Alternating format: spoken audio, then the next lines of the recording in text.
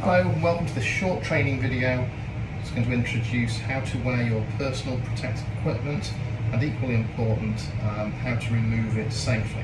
I'm also going to give you some tips about dealing with HF in a safe manner. So first of all, if you are going to be dissolving silicate rocks, you should already be looking like this with a lab coat on, the hair covering if you're in the clean lab, eye protection and gloves. These are copolymer gloves and I've got a nylon glove liner inside. In terms of protection, this counts as one pair of gloves.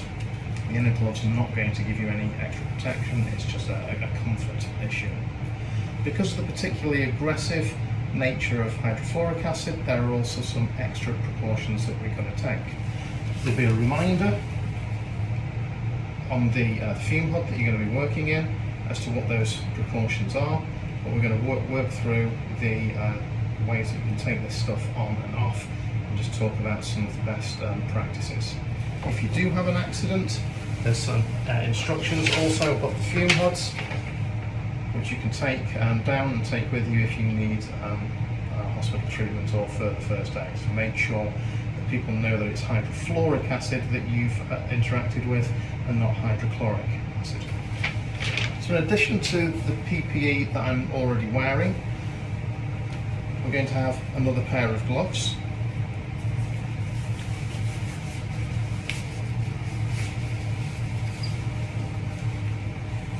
The gloves will not protect you forever from HF, but there is a significant breakthrough time for HF in these gloves, so if you do happen to get a drop on you, don't panic, you've got plenty of time to remove your gloves safely before it will actually get through your gloves. As an extra precaution for splashing, we're also going to have oversleeves that are going to potentially cover any gap that we might have between our lab coat and our two pairs of gloves.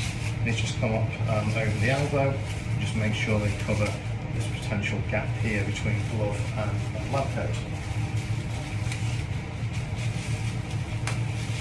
Just in case we have any spillages, we're also going to wear a full-length rubber apron.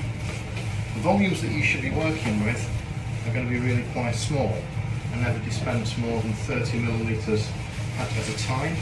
And I always do it in a standing position so that I don't run the risk of spilling anything into my lap where it may pool and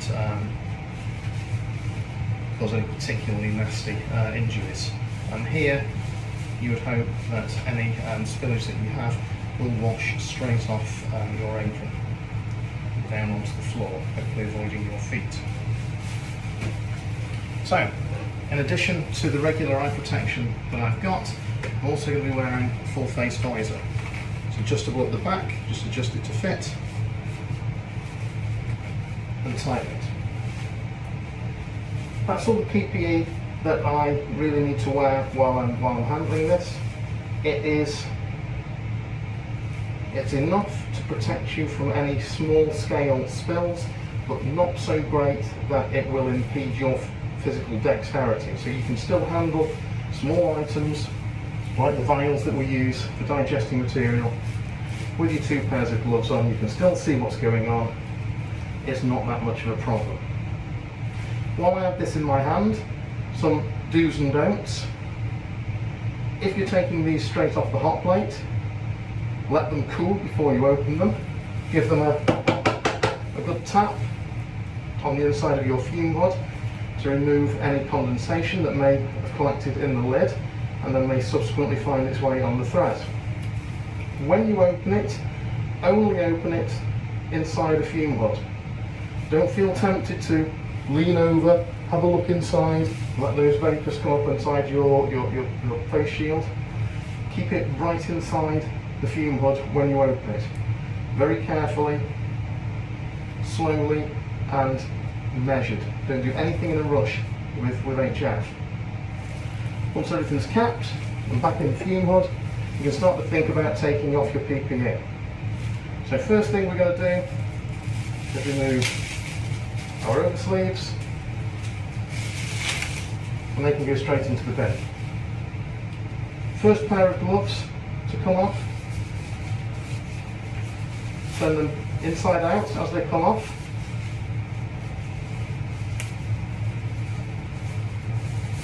Straight into the bin. As long as there's been no spillages or mishaps, this pair of gloves are now perfectly intact. You can take your face shield off, put that down safely. You can remove your apron, and then you can start to remove the inner gloves that you first started with. Do all that in the right order, do it carefully, and you don't rush, and there should be no problems at all. Thank you.